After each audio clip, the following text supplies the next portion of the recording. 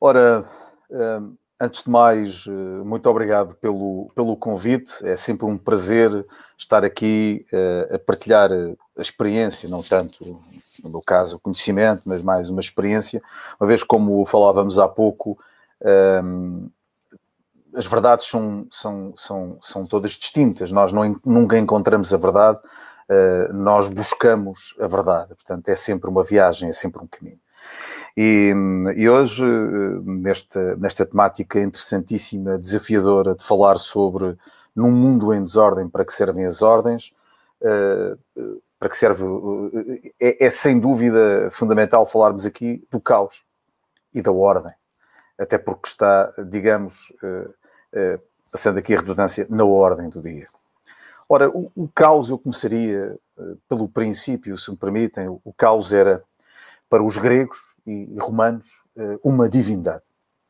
O caos, na mitologia grega, segundo Hésíodo, é o primeiro deus primordial a surgir no universo e, portanto, a mais velha das formas de consciência divina.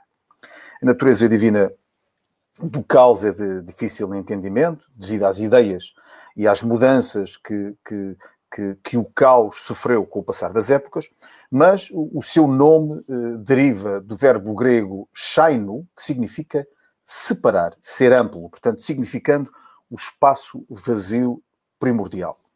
O poeta romano Ovídio foi, inclusivamente, o primeiro a atribuir a noção de desordem e confusão à divindade caos.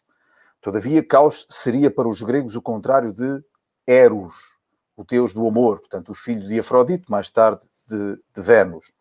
Tanto Caos como os seus irmãos, nós já vamos aqui ver, são forças geradoras do universo. Portanto, o Caos parece ser uma força catabólica que gera por meio da cisão, enquanto que Eros, o tal deus do amor, o tal que vem ser a ordem, é uma força da junção e da união. Caos significa algo como um corte, uma cisão ou uma separação. Por exemplo, os seus filhos, os filhos de Caos, nasceram de cisões, assim como se reproduzem, do ponto de vista biológico, os seres unicelulares, através da mitose. Portanto, a Nix, que é a noite, e Erebo, que é a escuridão, nasceram a partir de pedaços deste caos. Ou seja, se o caos gera através da separação e distinção dos elementos, Eros gera através da união ou da fusão destes elementos. Eros, sendo assim irmão de Caos, equilibra a sua força unificadora através da repulsa dos elementos. E chegado aqui, é muito interessante, e eu comecei por falar aqui mais da mitologia grega e romana, mas surge aqui um conceito que é muitíssimo interessante. É o conceito destas duas divindades não serem inimigas, mas sim irmãs. Portanto, o caos é então uma força antiga e obscura que manifesta a vida por meio da cisão dos elementos, mas caos parece ser um deus andrógino, trazendo em si tanto o masculino como o feminino. Esta é uma característica comum a todos os deuses primogênitos, de várias mitologias, como, por exemplo, na religião católica, na Bíblia, nós encontramos Adão, que era um deus também andrógeno, que depois dá origem à parte feminina da Eva. Ou seja, na mitologia grega, Caos é pai, mãe de Nix e de Erebo, e irmão ou irmã de Gaia, ou principalmente de Eros. É importante ter uma perspectiva de caos e ordem, como dizia há pouco, não do ponto de vista da oposição, mas sim numa hermenêutica de complementaridade, de equilíbrio entre estas duas forças. O ser humano precisa, por isso, de ambas na nossa vida. Todos nós somos Sol e Lua. O caos chega, por exemplo, para destruir a ordem, mas cria novas oportunidades. A ordem chega para nos organizar e manter em movimento, em crescimento. Aliás, crise, a palavra crise nos caracteres do mandarim, são dois caracteres, um quer dizer perigo e outro quer dizer oportunidade. Ou seja, Ambas as forças são necessárias e trabalham em ciclo nesta dimensão. Não há, por isso, aqui a questão do bem e do mal. Pergunta esta, questão esta, que chega por vezes para quase que matar a fé de algumas religiões, cuja explicação da vida é feita em função disso. Há aqui uma parte de epistemologia e de ontologia, se me permite. Ou seja, a ordem e o caos estão para além do bem e do mal. Elas são estruturas complementares que regem o universo por inteiro. O sentido da ordem e do caos é diverso, dependendo do prisma pelo qual as observamos, seja pelo prisma filosófico, psicológico, religioso, teológico, biológico ou mesmo das teorias do universo. O caos e a ordem compõem, então, o ambiente eterno e transcendental da vida. O caos é onde estamos quando não sabemos onde estamos. É o que fazemos quando não sabemos o que fazemos. Caos é o ponto de interrogação tremido e desvanecido. É o tal nevoeiro de Fernando Pessoa que nos diz: é o fulgor baço da terra, o brilho sem luz e sem arder, onde ninguém sabe que coisa quer ou que alma tem, nem o que é mal, nem o que é bem. Onde tudo é incerto e derradeiro, tudo é disperso, nada é inteiro, é o nevoeiro. Ou seja, o caos determina e simboliza a indeterminação, a indefinição, a obscuridade. Mas é também, e isto é muito interessante, a promessa de um novo dia.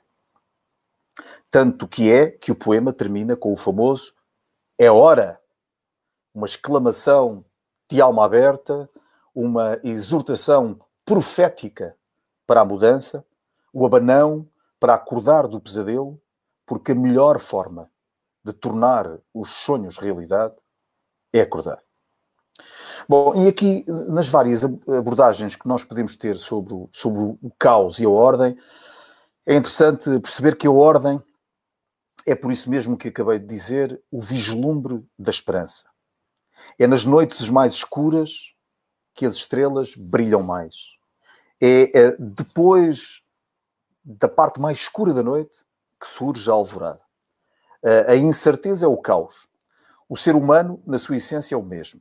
O que quer dizer é que não existe um progresso, digamos, consistente e conclusivo da evolução moral humana. Se assim fosse, nós hoje em dia éramos o paradigma da moral e da ética. Na guerra, por exemplo, era honra, há muitos anos atrás, um militar não se desviar das balas. Ora, hoje em dia, nós, por exemplo, nas técnicas marciais, utilizamos técnicas de guerra que apostam na guerrilha subversiva, no ataque surpresa. Mas mais grave ainda é o comportamento humano. Porque não há desculpas para se dizer que não se tinha conhecimento de atos hediondos e de enorme barbárie cometidas pelos nossos antepassados. Aliás, um dos maiores erros do ser humano é assumir que a história não se repete. E ela repetir-se-á sempre que nós não aprendermos com os erros cometidos. É claro que as constituições de maior parte dos países já consagram esses avanços éticos e morais do ser humano, mas o que se passa é que isso ainda não está totalmente interiorizado no comum dos cidadãos. Ou seja, muitos fazem o bem, ou porque lhes parece bem, ou porque fica mal, ou porque não fica mal, ou então porque é punido se não o fizer.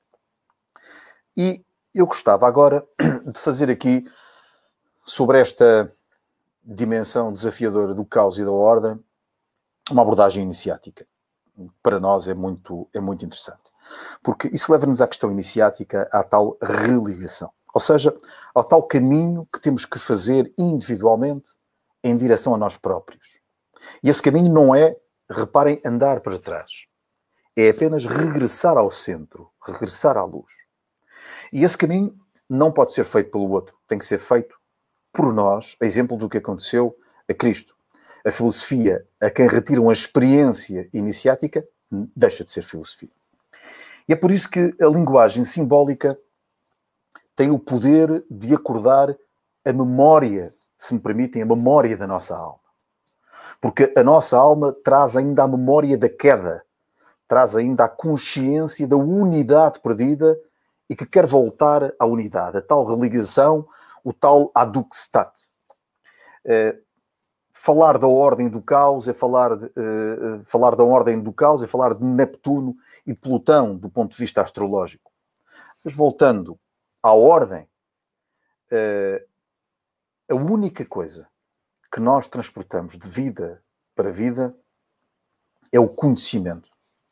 E o conhecimento é também ordenar o que estava desordenado. Ou seja, elevar os nossos parâmetros vibratórios. Por isso o conhecimento não pode ser adquirido ou transmitido. Ninguém pode receber ou comprar conhecimento.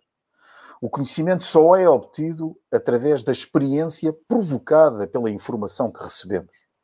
Ou seja, a aprendizagem é feita, digamos, em função daquele que aprende, não daquele que ensina. Aquele que ensina é apenas um facilitador de informação.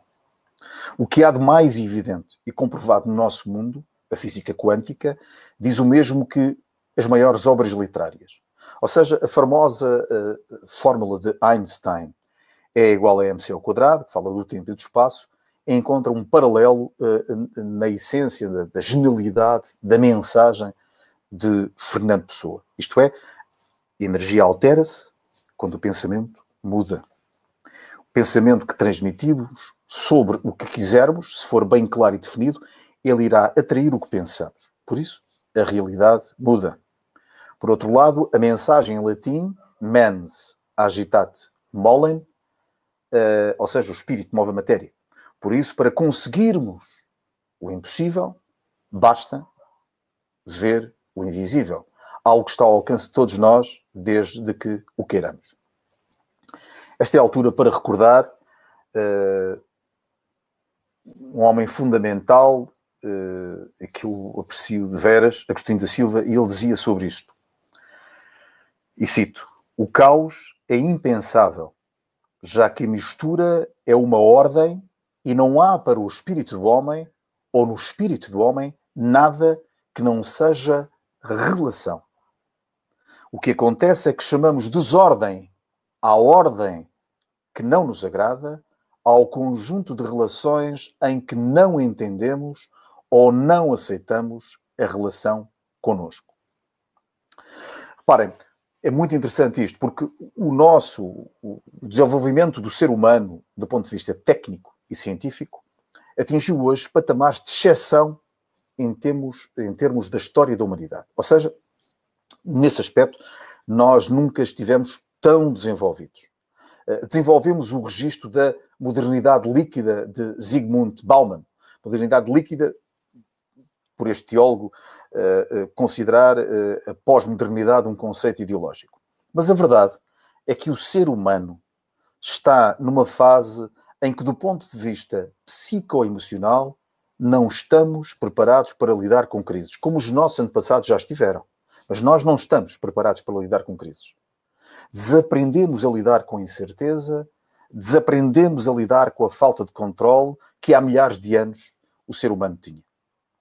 É por isso tão importante, e se me permitem fugir um pouco deste, não é fugir um pouco deste tema, é afastar-me um pouco disto, porque está perfeitamente relacionado, é por isso que é tão importante a liderança. É claro que eu não considero a liderança o populismo fácil, que explora os medos do ser humano, que é fátuo e é perigoso. Falo da liderança pela ordem, falo da liderança pelo bem, falo do líder que nos inspira, que faz com que o melhor de nós se manifeste. Falo, no fim de contas, da liderança que nos religa. Essa não só é a melhor maneira de atravessarmos esta crise que vivemos, como, no meu entender, é a única, pelo menos que possa ser sustentável e estrutural. Isso implica, como é lógico, uma transformação genuína do modo de ser das sociedades e, consequentemente, de cada um de nós. Como Madre Teresa de Calcutá dizia, se queres ver o mundo limpo, limpa primeiro a soleira da tua porta. Há aqui uma responsabilidade individual, sem dúvida. Porque as instituições, as empresas e os países são pessoas. É por isso tão importante que hajam líderes que não digam o que temos que fazer, depois de analisarem os estudos de opinião, que entretanto receberam, e portanto dizem o que queremos ouvir, mas precisamos dos líderes que forcem a mudança, porque a definição de mudança é inércia, e essa tem que ser forçada. Os dilemas não são resolúveis, mas os problemas sim. Vou novamente abordar a questão do caos e da ordem de uma forma que a mim me agrada bastante, que é uma abordagem pelos poetas. Os poetas fazem-nos ver coisas que nós não conseguimos ver. Fazem-nos ouvir algo que o ser humano não consegue escutar. E, portanto, a poesia diz-nos coisas que de outra forma nós não conseguiríamos ver nem ouvir. Por exemplo, Saramago dizia que o caos é uma ordem por decifrar. E, de facto, o caos antecede a ordem. O caos relaciona-se, eventualmente, com o número 2, com a divisão. A ordem, se calhar, com o número 3, o que traz a união àquilo que estava dividido.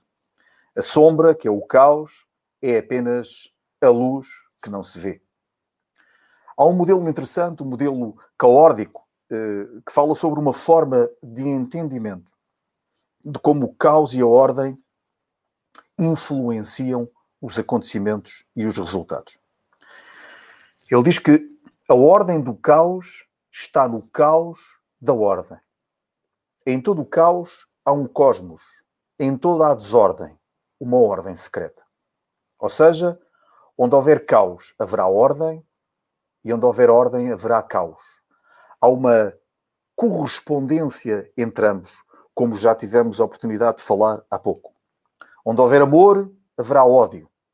Onde houver ódio, haverá amor. Só pode odiar quem amou antes.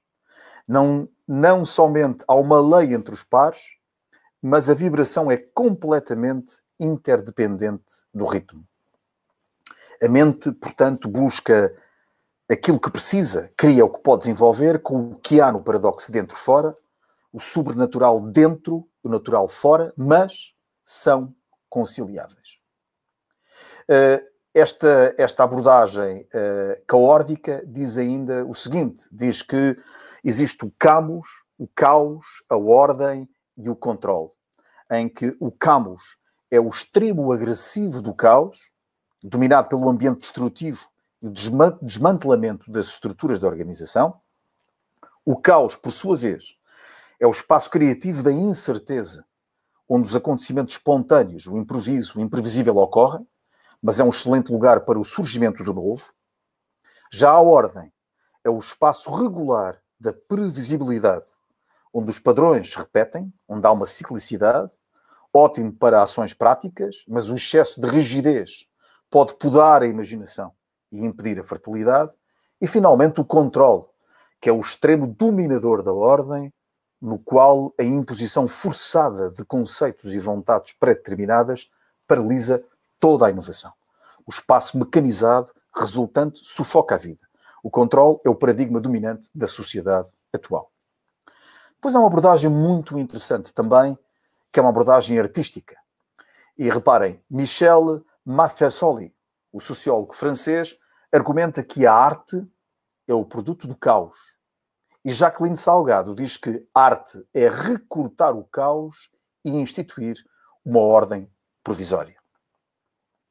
Já sob o ponto de vista teológico, temos uma citação interessantíssima de São Tomás de Aquino, que diz o seguinte: existe uma ordem no universo que é facilmente verificada. Ora, toda a ordem é fruto de uma inteligência. Não se chega à ordem pelo acaso e nem pelo caos. Logo, há um ser inteligente que dispôs o universo na forma ordenada. Vemos várias reflexões sobre este tema, áreas completamente distintas, que dizem todas a mesma coisa. Mais uma abordagem, digamos, do ponto de vista matemático. Os conceitos de ordem e caos, tanto quanto o conceito de racionalidade, não têm uma significação normativa. A ordem não é de per si positiva e o caos não é de per si negativo. Parece até que entre os dois existe uma mútua dependência. O pensamento em existe sim, porém não como pensamento analítico, mas como filosofia de contemplação interior e identificação. A dissolução do ego no nirvana e a busca para alcançar este estado espiritual de identidade universal constitui exemplos de tentativa de pensar abaixo da dualidade do número 2, se é que podemos chamar, como é lógico, a atividade não racional do espírito humano de pensar no sentido europeu da palavra. Ou seja, o caos e a ordem são por vezes conceitos representados pelo yin e o yang ou pelo princípio feminino e masculino. Tudo começa, digamos, no início da caminhada do ser humano, em que o homem, sem ter acesso a qualquer avanço tecnológico, foi obrigado a conviver com a natureza, a observá-la, a aprender com ela, descobrindo assim duas forças aparentemente antagónicas, o caos e a ordem. O homem concluiu, e assim, a evidência cíclica de ambos. Repara que o dia precede a noite, as primaveras precedem os invernos, os outonos os verões, o ciclo de vida de plantas e animais, o constante ciclo das marés e da lua são lutas constantes entre estas duas forças. Eu diria, para terminar, que o ser humano, fruto da observação, começa a perceber um outro tipo de dualidade. Ao mesmo tempo que cada elemento é único, ele apresenta pontos comuns com os demais, como se tudo o que existisse tivesse saído apenas de uma única matriz e o caos fosse a divisão dessa matriz inicial. Esta visão derradeira de complementaridade cíclica do caos e da ordem traz-nos uma palavra bela que é a esperança, no sentido em, como diz o ditado popular, sustentado pela sabedoria de ciclos de séculos vivido, não há bem que sempre dure, nem mal que nunca acabe. Obrigado.